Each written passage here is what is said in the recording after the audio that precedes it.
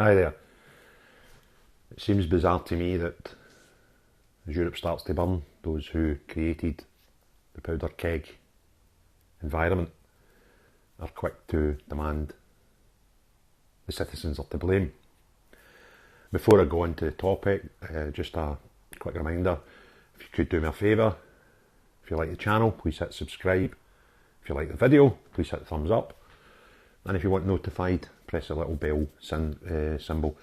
And please comment in the comments below. Leave me some messages, what you think of the podcast, your opinions and views. Join the community. Thank you. So, yesterday we saw another horrific attack. This time as children left a primary school in Dublin. And a terrible situation, horrific, especially when children are involved. And as a reaction to that, there was turmoil in the city centre of Dublin, where many feel aggrieved at the immigration levels in their city.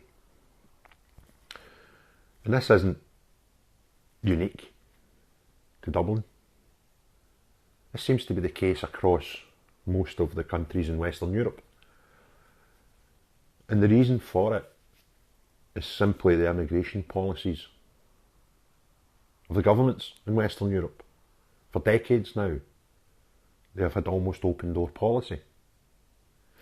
And I don't think anyone would disagree with countries allowing genuine asylum seekers into their country. I don't think any country would be so bigoted to believe if there was a good doctor or scientist or electrician or teacher from a foreign country that it shouldn't come into their country if they're going to help improve their homeland.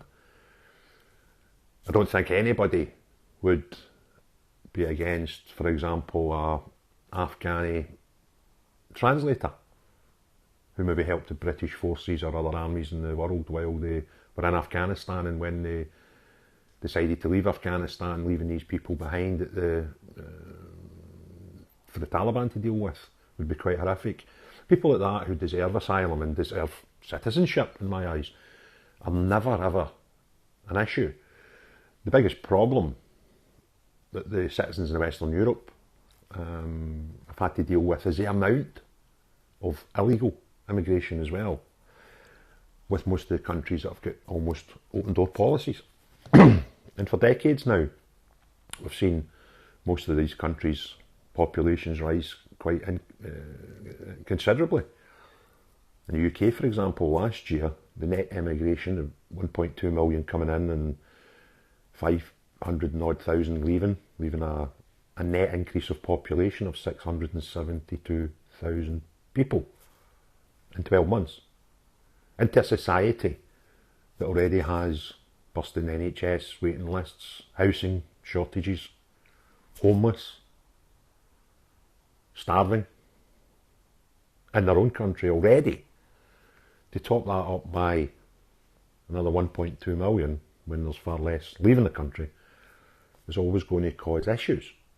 And this can be replicated all over Western Europe. And to be upset by that, to be concerned by that, to react to that, doesn't make you far right. It makes you normal.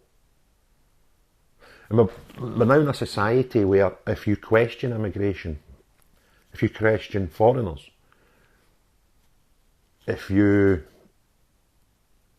talk out against it, you're brandished far right. Which in many cases is just simply not true. Yes, we have far right people in the UK, we have far right people in every country in Europe. But to brandish anybody that just simply questions, have we got enough people here yet? That doesn't make you far right. You could be far right, you could be far left and question these things.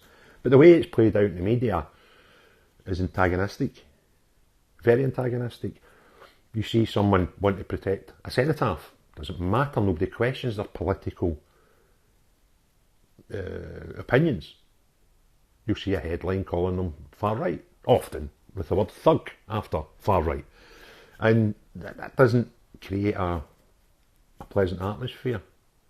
And what happened after the news broke out from Dublin about these unfortunate attacks yesterday, horrific, unfortunate attack yesterday,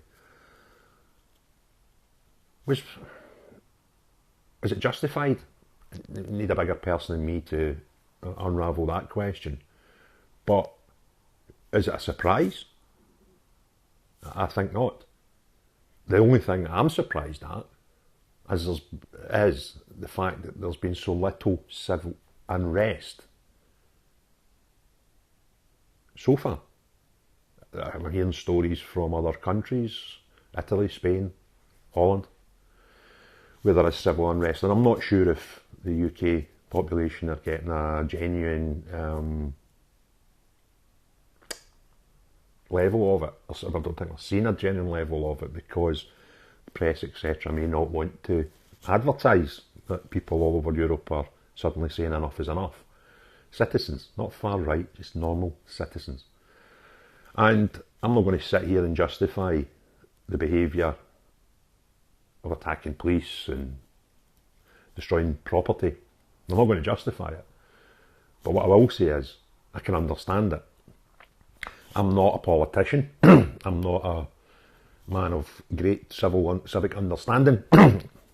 However, I could see this coming.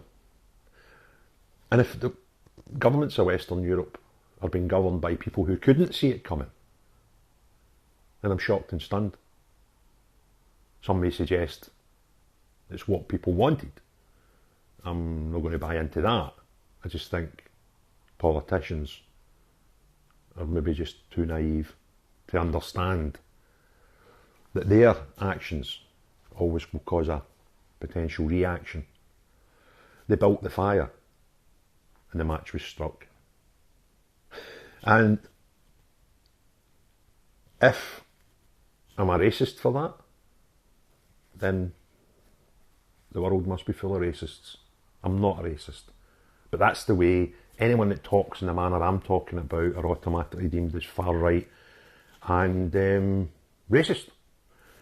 And to be honest with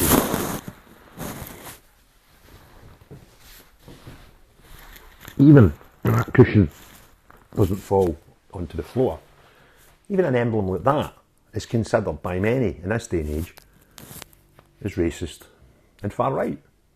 It's an emblem of the country I was born in. My passport is from that country. I live in that country. I pay my taxes to that country. The forces fight under that banner. But you can be labelled racist and far right just simply by displaying it.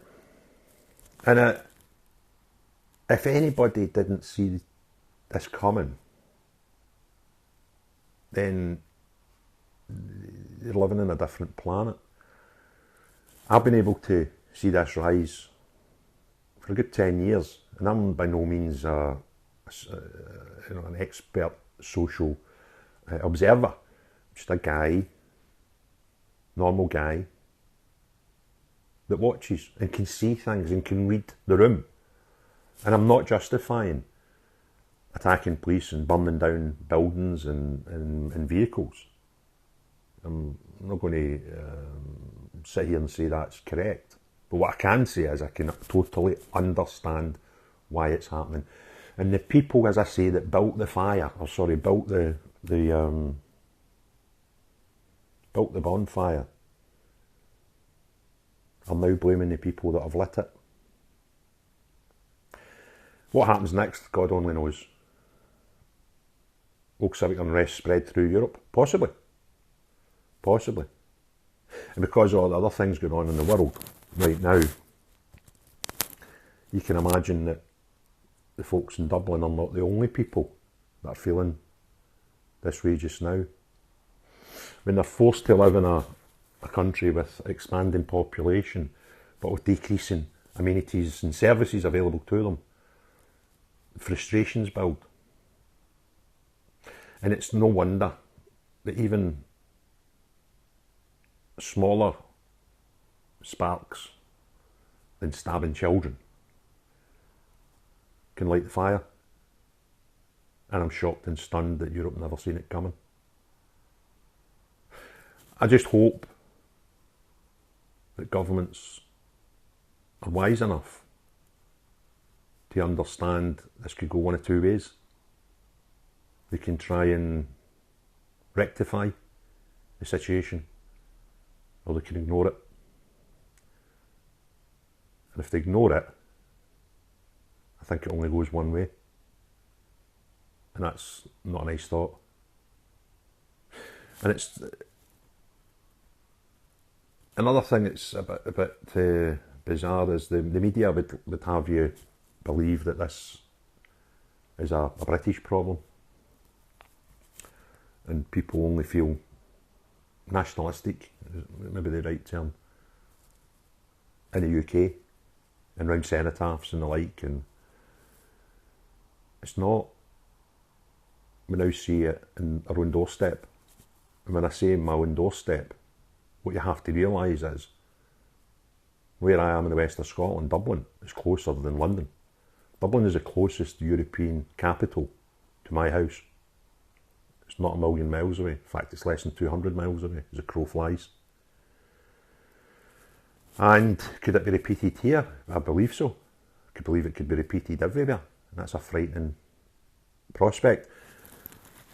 But what will the governments do? Will they rectify it? Will they control the issues that are causing the frustrations to their populations? Or will this ridiculous situation where wokeness seems to have taken over the thinking of even the highest grade politicians in Europe? It's a bit scary. People see horrific acts throughout the world, mostly in the name of religion, and fear that could come onto their own doorstep. And that gives them an almost inevitable reaction to protect their own. That's what human beings do. We have been programmed since the start of life, human life, not my own life, to protect our bubble. It's a human instinct. So when people get to a place in life where not only do they feel society isn't able to look after them with health service, with education, with crime, with police levels, when someone feels at that point in life, and then you put on top of that what they feel is immigration causing people to be stabbed coming out of primary school, then of course they're going to react. And I'm not going to justify it. I've just told you that. I'm going to explain why it's happening. But last night, as we saw the videos coming in across social media, my main thought was, politicians have created this, yet they're blaming their population for it. And that's incredible.